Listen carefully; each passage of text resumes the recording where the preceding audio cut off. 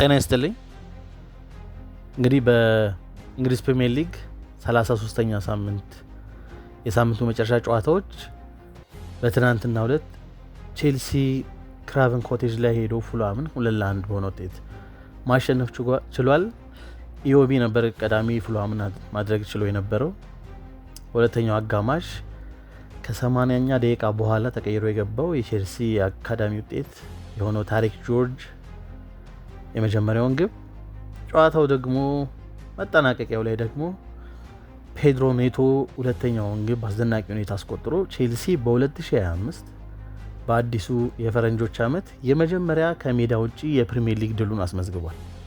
እንግዲህ ቼልሲ ለመጨረሻ ጊዜ ከሜዳ ውጪ ያሸነፈው ዲሴምበር ወር ላይ ቶተንሃም ሆትስፐርን 4-3 በሆነ ውጤት ነው። በዛ አስደናቂ ጨዋታ ማለት ነው። ቅድሚያ 2-0 በተመራበት ጨዋታ ማለት ነው። ከዛ በኋላ 2025 ከገባ በኋላ ቼልሲ በፕሪሚየር ሊግ በሜዳው ምንም ጨዋታ አሸንፎ አያውቅም ነበር። የትናንቱ የመጀመሪያው ድል ነው። ቼልሲ ግን በድሎች ከሜዳ ውጪ አለማድረጉ ብቻ ሳይሆን ከፐርፎርማንስም አንጻር ኢቨን ስታንፎርድ ብሪጅ ላይ ያሉትን ጨዋታዎች ባሸነፈባቸውም በአብዛኛው አጋጣሚዎች ሲቸገር ተመልክተናል። በተለይ በ2024-25 ሲዝን በመጀመሪያው የውድድሩ አጋማሽ ላይ ሲያሳይ የነበረው አቅም የሜዳ ላይ ፐርፎርማንስ እጅጉን በተቃራኒ በሆነ መልኩ ነው እንግዲህ 2025 ላይ እየተመለከተን የምንገኘው። በብዙ መልኩ ቡድኑ ተቸግሯል። ቡድኑ የጎል በደንብ የሚጨርስ የፊት አጥቂ የለውም ከሚለው አሁን ደግሞ የበለጠ የጎል ዕድሎችን በበቂ ሁኔታ መፍጠርም ተቸግሯል ማለት ነው። በመጀመሪያው አጋማሽ በጣም ታለንትድ የሆኑ ፊት መስመር ላይ አብዛኛው ከወገብ በላይ ተጫዋቾች አሏቸው፣ ብዙ ፖቴንሻል ያላቸው ወደፊት የበለጠ ሊያድጉ የሚችሉ ማለት ነው። የግብ ዕድሎችን በብዙ መልክ ሊፈጥሩ የሚችሉ ግን ማስቆጠር ላይ ኒኮላ ጃክሰን መጨረስ ላይ ክሊኒካል ከመሆን አንጻር ብዙ ጉዳይ ቢነሳበትም ነገር ግን ለቡድኑ አጠቃላይ የሚሰጠው ኮንትሪቢዩሽን በእንቅስቃሴም የቡድኑ የፈጠራ ተጫዋች የሆኑት እንደ ኮል ፓልመር አይነት ተጫዋቾች የበለጠ እድሎችን ወይም ስፔስን በአግባቡ እንዲጠቀሙ የሚያደርግበት ሙቭመንት ሁልጊዜም በሚሰለፍበት አጋጣሚዎች አስደናቂ ነው። ነገር ግን ቡድኑ ከ2025 ላይ በብዙ መልኩ ሲቸገር እየተመለከተ ነው በሚያሸንፍባቸውም ጨዋታዎች ማለት ነው። በተለይ በእነዚህ እንቅስቃሴዎች የበለጠ የአቋም መውረድ የተመለከትንበት ተጫዋች ደግሞ የቡድኑ ዋናው የፈጠራ ማሽን ወይም የፈጠራ ዋናው ምንጭ የሆነው ኮል ፓልመር ነው። ስለዚህ ኮል ፓልመር ነገር እንዴት ነው በተለይ ደግሞ በ2025 ላይ በሁለተኛው የውድድሩ አጋማሽ ላይ እንዴት እንደዚህ ድክመት ልንመለከትበት ቻለ የሚለውን አንዳንድ ነጥቦችን ለማንሳት ነው የፈለኩት። ወደ እነዛ ነጥቦች ከመሄድ በፊት እስኪ የተወሰነ እንደ ባክግራውንድም ስለሚረዳን አንዳንድ እውነታዎችን በመጀመሪያ ለማስቀመጥ ልሞክር። እንግዲህ ኮል ፓልመር ባለፈው የውድድር ዓመት 2023-24 ላይ ሴፕቴምበር ወር ላይ 2023 ሴፕቴምበር ወር ላይ ነው እንግዲህ ከማን ሲቲ ወደ ቼልሲ በ40 ሚሊዮን ፓውንድ እዛ ላይ ተጨማሪ የተወሰኑ አዶንስ ይኖሩታል ወደ ቼልሲ የተዘዋወረው ማለት ነው። በጊዜው እንግዲህ በማን ሲቲ 19 ፕሪሚየር ሊግ ጨዋታዎችን ብቻ ያደረገ ምንም አይነት ግብ ማስቆጠር ያልቻለ ለማን ሲቲ ማለት ነው። ለማን ሲቲ በኤፍኤ ካፕ አንድ ግብ ብቻ፣ በኤፍኤል ካፕ ደግሞ 2 ግቦችን ያስቆጠረ፣ በቻምፒዮንስ ሊግም አንድ ግብ ብቻ ያስቆጠረ፣ ከመዘዋወሩ በፊት የነበረው ኮሚኒቲ ሺልድ ለማን ሲቲ ደግሞ ቆንጆ ግብ አንድ ግብ ያስቆጠረ፣ እንደገና በዩኤፋ ሱፐር ካፕ ደግሞ አንድ የጭንቅላ ኳስ ያስቆጠረ ነው። በአጠቃላይ ለማን ሲቲ የተጫወተው 31 ጨዋታዎች ነው። ይሄ በጣም ዝቅተኛ የሆነ የመጫወት ቁጥር ነው እንግዲህ 31 እና ለዚህ አይነት ተጫዋች ገና ታዳጊ ለሆነ ተጫዋች 40 ሚሊዮን ፓውንድ የሚያህል እንዴት ወጣበት የሚል ብዙ ጥያቄ አስነስቶ ነበር። በጊዜው ተገቢም ጥያቄ ነበረ። ቼልሲ እንግዲህ በባለቤቶቹ አማካኝነት የበለጠ ታዳጊ ተጫዋቾች ላይ 21 እና ከዛ በታች የሆኑ ተጫዋቾች ላይ ሞር ኢንቨስትመንቱ እዛ ላይ ፎከስ ያደረገ ነው።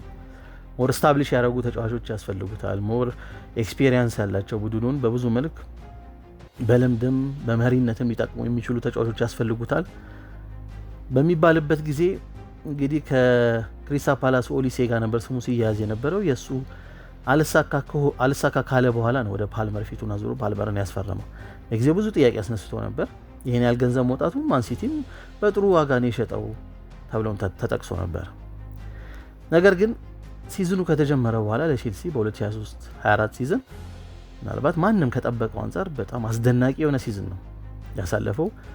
በፕሪሚየር ሊጉ ሁለተኛ ኮከብ ጎል አግቢ የሆነ አመቱ ሲያልቅ የአመቱ ምርጥ ወጣት ተጫዋች የሆነ እንግዲህ በአጠቃላይ በፕሪሚየር ሊጉ 22 ግቦችን በማስቆጠር ከኤርሊንግ ሃላንድ ቀጥሎ ሁለተኛ ሆኖ የጨረሰ 11 አሲስቶችን ማድረግ የቻለ ከ35 ግቦች በላይ በቀጥታ መሳተፍ የቻለ በአጠቃላይ 48 ጨዋታዎች ላይ በሁሉም ውድድሮች ተሳትፎ አድርጓል ቼልሲ እና ሞሪሲዮ ፖቼቲኖ ቼልሲ ወሳኝ ቁልፍ ተጫዋች የፈጠራ እንግዲህ ዋናው ሰው ነበረ ባለፈው ሲዝን ላይ ማለት ነው። ማንም ከጠበቀው በላይ አስደናቂ የሆነ ጊዜ ነው ያሳለፈው። ስለዚህ በብዙ መልኩ ቼልሲ መጀመሪያ ላይ ሲጠቀስ የነበረው ማንሲቲ በብዙ ገንዘብ ነው እንግዲህ የሸጠው ከሚለው ቼልሲ በዝቅተኛ ገንዘብ አገኘው በጣም ሲሊንጉ ከፍተኛ እንደሆነ ስላሳየ ማለት ነው። የተለየ ታለንትም ነው እውነቱን ለመናገር ኮል ፓልመር። እኔ አሁንም ብዙ ጥያቄ አሁን እየተነሳበት ባለበት ጊዜም ምናልባት በዚህ ሰዓት ልመለከታቸው ከመመርጣቸው 3 ተጫዋቾች ውስጥ ጥቀስ ብባል አሁንም ኮል ፓልመር አንደኛው ነው። ላሚን ያማል እና ብራዚላዊ ስቴቫ ዊሊያን ሌሎቹ ሆነው ማለት ነው። ሶስቱም የግራ እግር ተጫዋቾች ናቸው እንግዲህ ባጋጣሚ እና ይሄን ስም ይዞ ነው እንግዲህ ይሄን ስራ ይሄንን ፐርፎርማንስ ይዞ ነው እንግዲህ አውሮፓ ዋንጫ ላይ ሄደው አውሮፓ ዋንጫ ላይም በተሰለፈባቸው ጨዋታዎች ጥሩ ፐርፎርም ማድረግ ችሏል። በኋላ ላይ ግብ ማስቆጠር ችሏል በወሳኝ ሰዓት ማለት ነው። አለ በተጠባባቂ በሆነበትም አጋጣሚ ፓልመር እንዲገባ ብዙ ግፊቶችም ነበር ሳውዝጌት ላይ። ስለዚህ ስሙን እንደጠበቀ ነው ወደ ቀጣዩ ሲዝን 2024/25 የተሸጋገረው ማለት ነው። 2024/25 ሲዝን ሲመጣም ያው አሁን ኤክስፔክቴሽን ይኖራል። ባለፈው 2023/24 ላይ ካሳለፈው ሲዝን አንጻር ብዙ ጥበቃዎች ነበሩ። አሁን የተቃራኒ ቡድን ተጫዋቾችም በተወሰነ መልክ አትኩሮት ይስባል ማለት ነው ካሳለፈው ሲዝን አንጻር። ነገር 2024/25 ከመጣም በኋላ እኔ ሲዝኑ ሲጀመር ብዬ ነበር ኮል ፓልመር 2023/24 ሲዝን ግማሹን ሲዝን ነው በግማሽ ደረጃ ፐርፎርም ማድረግ ከቻለ በዚህ ታዳጊነቱ በቂ ነውም ብዬ አስቤ ነበር። ምክንያቱም ያልተጠበቀ አስገራሚ ሲዝን ስለሆነ 2023/24 ላይ ያሳለፈው። ከዛ እንግዲህ 35 የግብ ተሳትፎ አድርጓል። ግማሹ ወደ 20 የሚጠጋ ነው የሚሆነው። ያን ያህል የግብ ተሳትፎ ካደረገ ጥሩ ነው፣ ቡድኑም ጥሩ ቦታ ላይ መጨረስ ከቻለን ብዬ ነበር። ለመጀመሪያ አጋማሽ አስደናቂ ጊዜ እያሳለፈ ነበር። ቡድኑ ጥሩ ሞመንተም ላይ ጥሩ ጊዜ ላይ ነበረ። በሆነ አጋጣሚ ከኤቨርተን ከመጫወታቸው በፊት ኤቨርተንን ካሸነፉ የሊጉ መሪ የሚሆኑበት እድል እስከ ማግኘት ድረስ እንግዲህ ሌሎችም ለፕሪሚየር ሊግ ሻምፒዮንነት ይወዳደር እንደዚህ አይነት ግምቶች እስከሚያሰጥ ድረስ ድንቅ ጊዜ ቼልሲ እያሳለፈ ነበረ በመጀመሪያ አጋማሽ ማለት ነው። ኤንዞ ማሬስካ ገናንን ብሎ ቢናገርም በጊዜው በዚህ ጊዜ እስካሁን በፕሪሚየር ሊጉ እንግዲህ 2024/25 ላይ አጠቃላይ አሁን እስካለንበት ድረስ 14 የፕሪሚየር ሊግ ግቦችን ማስቆጠር ችሏል። 8 አሲስቶችን ማድረግ ችሏል። በአጠቃላይ በፕሪሚየር ሊጉ በቀጥታ በ22 ግቦች ላይ ተሳትፎ አድርጓል። አሁን ያለፈውን ሲዝን ትተነው ይሄንን ዝም ብለን አንድ ከማን ሲቲ ምንም የፕሪሚየር ሊግ ግብ ያላስቆጠረ ተጫዋች 19 ብቻ የፕሪሚየር ሊግ አፒራንሶችን ያደረገ ተጫዋች 22 ግቦች ላይ ተሳተፈ በመጀመሪያው ዝውውሩ ብለን ብናነሳና ያለፈውን ሲዝን ትተነው ይሄንን ያደረገው ያለፈው ሲዝን ላይ ቢሆን በጣም ጥሩ ሪከርድ ነው ብለን እንጠቅሳለን።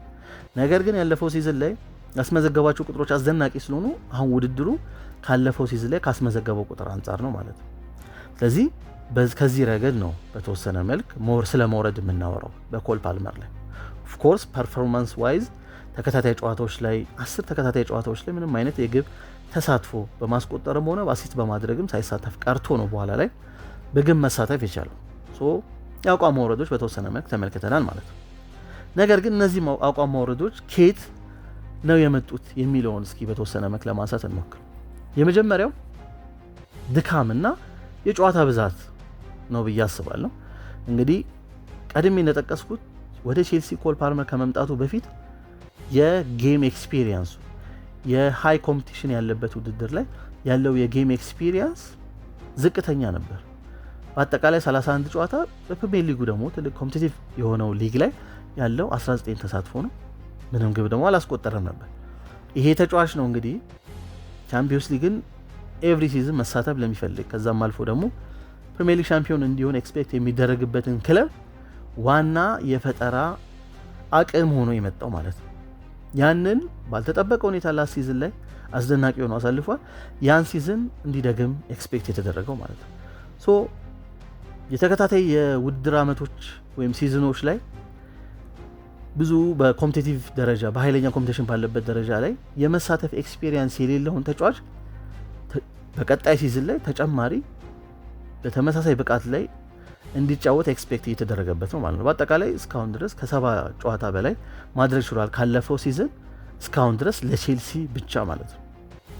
በዚህ ሲዝን ደግሞ ፕሪሚየር ሊግ ብቻ ላይ ነው እየተሳተፈ የነበረው። አሁን ኮንፈረንስ ሊግ ከምድብ ካለፉ በኋላ ነው ኮንፈረንስ ሊግ ላይ በተወሰነ መሳተፍ የጀመረው እንጂ ኮንፈረንስ ሊግ ላይ ምንም አይጮትም። የኤፍኤል ካፕ እና ኤፍኤ ካፕ ላይ በተመሳሳይ ሁኔታ ኤንዞ ማሬስካ ሌሎች አማራጮችን ነበር የሚጠቀመው። በዋናነት እንደ ኮል ፓልመር አይነት ተጫዋችን ፕሪሚየር ሊግ ላይ ብቻ ነበር ሲያሰልፈው የነበረው። ታዳጊ ነው ገና ኮል ፓልመር። ስለዚህ ይህ ታዳጊ ተጫዋች ተከታታይ እንደዚህ በጣም ኃይለኛ ኮምፒቲሽን ለሚፈልግ ፕላስ ደግሞ የተለየ አቴንሽን አሁን በዚህ ሲዝን ላይ ተጋጣሚ ተጫዋቾች የተጋጣሚ ቡድን ተጫዋቾች በሚሰጡበት አጋጣሚ ላይ ኦፍኮርስ ብዙ ጨዋታ በማድረጉ ፋቲክ ይኖራል፣ የጌም ኦቨርሎድ ይኖርበታል። በዛ ውስጥ ፐርፎርም ማድረግ ላይ ችግር ሊኖርበት ይችላል። ስለዚህ አንደኛው ድካም ነው ብዬ ማስበው ኢቭን ኢፍ በዚህ ሲዝን ኦንሊ ፕሪሚየር ሊግ ላይ ፎከስ አድርጎ በአብዛኛው እንዲጮት ቢደረግም ማለት ነው። ከዛ አንደኛው ከድካም ጋር የተገናኘ ነው ብለን ልንጠቅስ እንችላለን። ሁለተኛው ደግሞ እንግዲህ ኤንዞ ማሬስካ ወደ ቼልሲ ከመምጣቱ በፊት ኢቭን ከሌስተር ከመግባቱም በፊት ያው በማን ሲቲ በዋናነት የፔፕ ምክትል ሆኖ ተመልክተናል። የፔፕ ስኩል ኦፍ ቶት እንግዲህ ተከታይ ነው። የበለጠ የ4-3-3 አሰልጣኝ እንደሆነ ነው የሚነገርለት። ወደ ቼልሲ መጥቶ በደብል ፒቮት የሚጫወት የ4-2-3-1 ኳስ ሲይዝ ደግሞ የበለጠ 3-3 አይነት ቅርጽ ያለው ቡድን ቢሰራም ሌስተር ሲቲ ላይም ኦፍኮርስ በመጀመሪያው አጋማሽ በሌስተር ሲቲ ላይም የበለጠ የትራንዚሽን ቡድን ነበር የሚመስለው ሌስተር። በኋላ ላይ ግን ማሬስካ ሞር ሴትል ባደረገ ቁጥር በሌስተር ውስጥ ኳስ መቆጣጠር የሚወድ ሞር ፖሰስ የማድረግ የሚወድ ጌምን ኳስን በመያዝ መቆጣጠር የሚወድ አይነት ቡድን ነበር በሌስተር የሰራው። ወደዛ ሲስተም ሺፍት ከማድረጉ በፊት በሲዝኑ በቻምፒዮንሺፕ ሲዝኑ ሁለተኛው አጋማሽ ላይ ነው ይሄን ያደረገው። ከዛ በፊት በነበረው ላይ የበለጠ የትራንዚሽን ቡድን ነበር ሌስተር ሲቲ። ሌስተር ሲቲ ደግሞ የበለጠ እንደዚህ ሞር ዳይናሚክ የሆነ ቡድን ከዛ በፊትም የነበሩት አሰልጣኞች ማለት ነው ሌስተርን ያሰለጠኑ አሰልጣኞች ከማሬስካም በፊት ብንመለከተው ብሬንዳን ሮጀርስ አይነት አሰልጣኝ ብንመለከትም ኦፍኮርስ ኳስ መቆጣጠር የሚወድ አሰልጣኝ ቢሆንም በጣም ኃይለኛ የፖሴሽን አሰልጣኝ አይደለም። እንዳስፈላጊነቱ አዳፕት ማድረግ የሚወድ አይነት አሰልጣኝ ነው። በቀጥተኛም ለማጥቃት ከፈለገ ያንን ለማድረግ የሚሞክር አይነት አሰልጣኝ ነው። ከዚህ በፊት እንደ ክላዲዮ ራይኔሪ የፕሪሚየር ሊግ ሻምፒዮን ሲሆን ሌስተርን ይዞ የበለጠ የትራንዚሽን አሰልጣኝ ነበር የነበረው። ቡድኑ ሞር በመልሶ ማጥቃት በካውንተር ማጥቃት የሚወድ ብዙ ኳሶችን የማይቆጣጠር ኳሶችን ሲያገኝ በቀጥታ እንግዲህ እንደ ጄሚ ቫርዲ አይነት ፈጣን አጥቂዎች በክሬቲቪቲው ደግሞ እንደ ሪያድ ማሬዝ አይነት ነገር ደግሞ የማይደክመው እንደ ንጎሎ ካንቴ አይነት ተጫዋቾችን ነበር የሚጠቀመው ማለት ነው በትራንዚሽን። አሁን ሌስተር ማሬስካ ከመጣ በኋላ የመጀመሪያው ሲዝን ላይ የበለጠ ፈጣን ትራንዚሽን የሚጫወት ቡድን የነበረውን ሞር የኮንትሮል ቡድን ካረገው በኋላ ፔሱም ቀንሶ የበለጠ ሞር ኳስ ፖሰስ የሚያደርግና ሞር ፓሲቭ የሆነ አይነት አጫወት ነበረ። በዛን ጊዜ በሌስተርም ደጋፊዎች ዘንድ ተቀባይነት አልነበረውም። ኦፍኮርስ ሲዝኑ ሲጨርስ ሻምፒዮን ሆኖ ቢጨርስም ማለት ነው። አሁንም ቼልሲ ላይ ስንመለከት የመጀመሪያው ሲዝን ላይ ላስት ሲዝን ከነበረው የቀጠለ የሚመስል ላስት ሲዝን ላይ በሞሪሲዮ ፖቼቲኖ ስር የበለጠ ቀጥተኛ እግር ኳስ የሚጫወት ሞር ቨርቲካል የሆነ አጫወት የሚጠቀም ቡድን ነበር። ቤት ኬዮቲክ የሆነ ቡድን ነበር። በዛ ኬዮቲክ የሆነ ውስጥ ነበር ፓልመር የበለጠ ሻይን ሲያደርግ የተመለከተው። ያን የመሰለ አይነት ነገር በመጀመሪያው የሲዝኑ አጋማሽ ላይ የተመለከተው በማሬስካ ስር ማለት ነው። ከዛ ማሬስካ ግን በኋላ ላይ የታክቲካል ሺፍት አደረገ።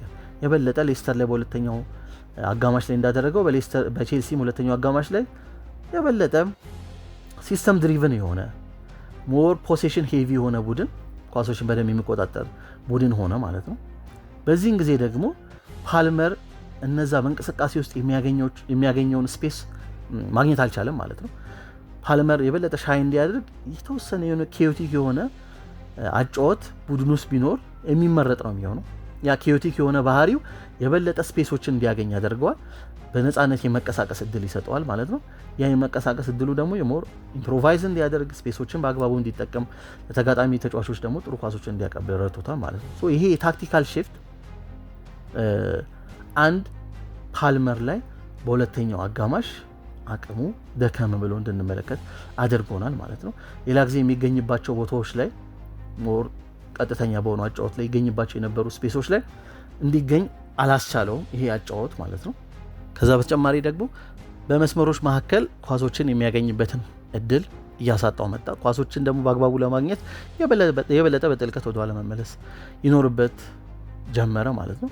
በዚህ አጋጣሚዎች በአስፈላጊ ሁኔታ ደግሞ ያ መፍጠር የሚችለውን አቅም ማሳየት አልቻለም ማለት ነው። ይሄ ሞር ቀጥተኛ የነበረው ሞር ቨርቲካል የነበረው የበለጠ ኳስ ወደሚቆጣጠር አቀራረብ ቡድኑ ሺፍት ካደረገ በኋላ ይሄ የበለጠ የፓልመርን አቅም የቀነሰው ሆኗል ማለት ነው። ሌላኛው ሶስተኛው ደግሞ ተጋጣሚ ቡድኖች ሞር አጀስት ማድረግ ቻሉ ማለት ነው። አሁን ፓልመር ምን ያህል አደገኛ ተጫዋች መሆኑን ማወቅ ቻሉ ባለፈውም ሲዝን በመጀመሪያው ማጋማሽ ላይ። ስለዚህ የበለጠ በዲፕ ብሎክ በሎ ብሎክ የሚጫወቱ ቡድኖች ከቼልሲ ጋር ሲኖሩ የበለጠ አስፈላጊውን ስፔስ ፓልመር እንዳያገኙ እንደገና ደግሞ ደብል ማርክ እያደረጉት እናንተ ተጫዋቾች ላይ አስቸጋሪ ጊዜ እንዲያሳልፍ አድርገውታል ማለት ነው። ይሄ ደግሞ የበለጠ ተጨማሪ ዋይድ ራነሮችን ባለመኖሩ ማለት ነው። አሁን ባለፈው ሲዝን ላይ አንደኛ አድቫንቴጁ የነበረው ኦፍኮርስ ኒኮላ ጃክሰን አንደኛው ነው። በመጀመሪያው አጋማሽ ላይ እነዛ የሚሮጣቸው ሩጫዎች በተደጋጋሚ አይደክሜ የሆነው ሩጫዎቹ እነዛን ስፔሶች እንዲፈጠሩ እድል ያገኛል። ፓልመር ደግሞ በዚህን ጊዜ የተሻለውን አቅሙን ለማሳየት እድሉን ያገኛል ማለት ነው። ባለፈው ሲዝን ላይ ደግሞ ከኒኮላ ጃክሰን በተጨማሪም ስተርሊንግ አንዳንድ አጋጣሚዎች ላይ ተመሳሳይ ነገር እናያለን። ስተርሊንግም ስፔሶችን ለማጥቃት የሚመች አይነት ተጫዋች ነው፣ የሚሮጥ ተጫዋች ነው። ስለዚህ እንደዚህ አይነት ዋይድ ራነሮችን ማግኘት አልቻሉም። ኳስ የበለጠ በተቆጣጠረ ጊዜ በአግባቡ ይሄንን እድሎች የሚፈጥሩለትን ፕላስ ደግሞ በመስመር ተከላካይነት ሞር ኦቨርላፕ የሚያደርጉ የመስመር ተከላካዮችንም የበለጠ ማግኘት አልቻለም። ይሄ ደግሞ እሱን ሞር አይዞሌትድ እንዲሆን በጥልቀት እንዲነሳ አድርጎታል ማለት ነው። ተጋጣሚ ቡድኖች የራሳቸውን ለሱ አጫወት በማይመች መልኩ አጀስት አድርገው መምጣታቸው የበለጠ አስቸጋሪ አድርገውበታል ማለት ነው። ተጨማሪ ሌላኛው ደግሞ የቼልሲ አጠቃላይ በሲዝኑ ያለው ኢንኮንሲስተንት የሆነ የማጥቃት አቅም ነው ማለት ነው። ኮንሲስተንት የሆነ ሊንክ አፕ ፓርትነር የለውም።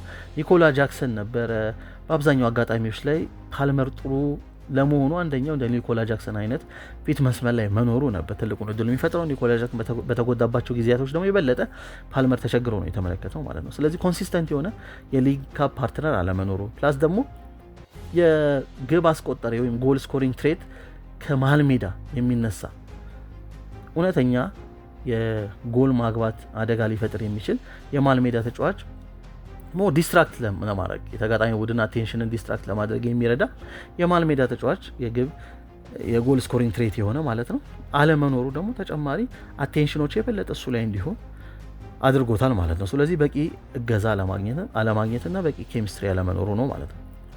የመጨረሻው ደግሞ ያው ከአእምሮ ጋር የተገናኘ ነው። እንግዲህ በእነዚህ በጠቀስኳቸው ምክንያቶች የተወሰነ የአቅም መውረድ በመጣ ቁጥር የብቃት መውረድ በመጣ ቁጥር ኮርስ ሌላ ጊዜ ላይ ያስቆጥራቸው የሚችላቸውን ግቦች ማስቆጠር አለመቻል ይመጣል።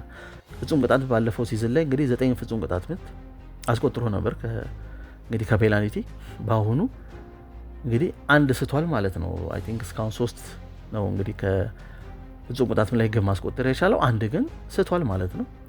ይሄም ግብ በተቸገረበት ጊዜ ነው ያቺን ፍጹም ቅጣት ምት የሳተው ማለት ነው ኮል ፓልመር። ስለዚህ ምን ይፈጠራል? ፐርፎርማንስ በወረደ ቁጥር ታዳጊ ነው፣ መርሳት የሌለብን ገና ወጣት ነው። ስለዚህ በተወሰነ መልክ ራስን ዳውት ማድረግ ኮንፊደንስ በተወሰነ መልክ መውረድ እንመለከታለን ማለት ነው። ለምሳሌ ባለፈው ሲዝን ላይ በቢግ ቻንሶችን ሚስ ያደረገው 7 ጊዜ ነበረ በአጠቃላይ በሙሉ ሲዝን በ2023-24 ማለት ነው። አሁን በያዝነው ሲዝን ገና ባላለቀው ሲዝን ላይ በአጠቃላይ 13 ቢግ ቻንሶችን ነው እስካሁን የሳተው ማለት ነው። ኦልሬዲ በ6 የሚሆኑ ተጨማሪ ቢግ ቻንሶችን ሚስ አድርጓል ማለት ነው። በዚህኛው ሲዝን ገና ተጨማሪ ጨዋታዎች ቀርተው ማለት ነው። ባለፈው ሲዝን 2023-24 ላይ በአጠቃላይ 46 ኦን ታርጌት ሙከራዎችን አድርጓል። ከ46 ውስጥ ነው እንግዲህ ቀደም የጠቀስኩትን ያህል ግብ በፕሪሚየር ሊጉ ያስቆጠረው ማለት ነው፣ ወደ 22 የሚሆነውን ግብ። አሁን በዚህኛው ሲዝን ኦልሬዲ 46 ኦን ታርጌት ሙከራዎችን አድርጓል፣ ያስቆጠረው 14 ነው ማለት ነው። ስለዚህ እንደዚህ አይነት ግን ማስቆጠር አይነት አጋጣሚዎችን የመጠቀም ከኮንፊደንስ ጋር በተወሰነ መልክ የሚገናኝ ነው ካምሮ ጋር ማለት ነው። አቅም በወረደ ቁጥር ሁኔታዎች አልሳካ ሲሉ ኳሶች በብዙ ኳሶች እንግዲህ ዲስፖሰስ ሲደረግ ወይ ደግሞ ፓሶቹ ሲበላሹ ወይ ግብ ለማስቆጠር ሙከራዎቹ ወደ ግብነት አልቀየር ሲሉ እነዚህ ነገሮች በአጠቃላይ በተወሰነ መልክ አእምሮ ላይ የሚኖሩት ተጽዕኖ ይኖራል፣ ኮንፊደንስ ላይ የሚኖሩት ተጽዕኖ ይኖራል። ያን ደግሞ ተጨማሪ እንግዲህ ኢምፓክት ነው ማለት ነው ለአቋሙ ለመውረዱ ማለት ነው።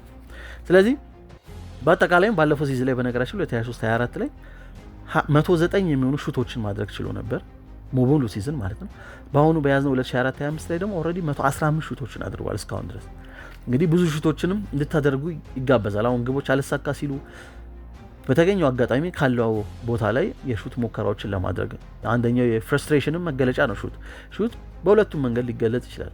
አዘ ፖዚቲቭም አዘ ኔጌቲቭም ማለት ነው። አዘ ፖዚቲቭ ምናልባት ብዙ ሹቶችን ማድረግ ብዙ ሙከራዎችን ማድረግ ከትክክለኛ ቦታ ላይ ከሆነ እንደ ፖዚቲቭ ልንወስደው እንችላለን። አንዳንዴ ደግሞ የፍረስትሬሽን መለኪያም ሊሆን ይችላል ማለት ነው። ከተገኘው አጋጣሚ የግብ ሙከራዎችን ለማድረግ መሞከር ሹት ማድረግ ከዛ በተሻለ ቦታ ላይ ሆኖ ተገኝቶ ያን ለማድረግ ያለመቻል አንደኛው መገለጫ ተደርጎ ሊወሰድ ይችላል። ስለዚህ ኦልሬዲ ሲዝኑ ሳይጠናቀቅ ካለፈው ሲዝን ካደረገው ሹቶች የበለጠ ሹቶችን አድርጓል ማለት ነው ኮል ፓልመር። ስለዚህ አሁን የጠቀስኳቸው ነገሮች ለኮል ፓልመር አቅም መውረድ በተወሰነ ካለፈው ሲዝን ላይ ከተመለከትነው መውረድ አስተዋጽኦ አድርጓል ብዬ አስባለሁ ማለት ነው። ግን በአጠቃላይ እኔ ኮል ፓልመር የምመለከተው ሞሮፍ የሲስተም ተጫዋች ሳይሆን ሞሮፍ የሲስተም ሮቦት አይነት ነገር ሳይሆን አሁን ማሬስካ ሞሮፍ ሲስተም የሆነ ሲስተም ዲዛይን ማድረግ የሚፈልግ አይነት አሰልጣኝ ነው። ቀድሜ እንደጠቀስኩት በጋርዲዮላ ስኩል ኦፍ ቶት ላይ ያለ አይነት አሰልጣኝ ነው እና ያን ሲስተም ዲዛይን ማድረግ የሚፈልግና በዛ ሲስተም ውስጥ ኦፕሬት እንዲያደርጉ ተጫዋቾች የሚፈልግ አይነት አሰልጣኝ ነው። ፓልመር ደግሞ ከዛ ይልቅ የበለጠ የሪትም ተጫዋች ነው ማለት ነው።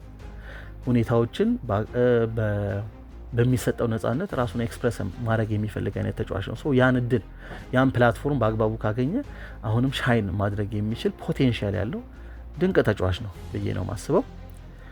ይሄ ይመስላል። እስኪ እናንተ ሀሳብ ምን ይመስላችኋል? ለምን የፓልመር አቋም ቀነሰ? እንግዲህ ባለፈው ሲዝን ላይ ካስቀመጠው መለኪያ አንጻር ነው ይሄን እያለን ያለ ነው። ያለፈውን ሲዝን ሙሉ ለሙሉ እንደሌለ ብንቆጥረውና 22 የግብ ተሳትፎ ከ34 ፕሪሚየር ሊግ አፒራንስ ውስጥ 22 የግብ ተሳትፎ አደረገ ብንል አንድ ወጣት ተጫዋች ማለት ነው ምናልባት ከሲቲ እንደመጣ ያን ያህል በቂ ኤክስፒሪየንስ ሳይኖረው ፕሪሚየር ሊግ ምንም አይነት ግብ ሳያስቆጥር የመጣ ተጫዋች እንዲያደርገ ብንል በመጀመሪያ እንግዲህ በሄደበት አዲስ ክለብ ውስጥ በመጀመሪያው ሲዝን እንዲያደርገ ብንል ጥሩ ቁጥር ነው አስመዘገበ ልንል የምንችለው። ነገር ግን ባለፈው ሲዝን የተሰራ ታሪክ አለ። ከዛ አንጻር ግን ኦፍ ኮርስ መቀነስ ሊገልጽልን ይችላል። ፐርፎርማንስ ሜዳ ውስጥ የምናየው ኢምፓክቱ ላስት ሲዝን ላይ በተመለከትነው ደረጃ ያን ያህል ኢምፓክትፉል ሆኖ አላየ ነው። ኦፍ ኮርስ የአቋም መውረድ ነገር አለ ማለት ነው። እናንተ ይሄ ከምን አንጻር ይመስላችኋል? እስኪ ሀሳባችሁን በሀሳብ መስጫው ሳጥን ላይ አስቀምጡልኝ። አመሰግናለሁ።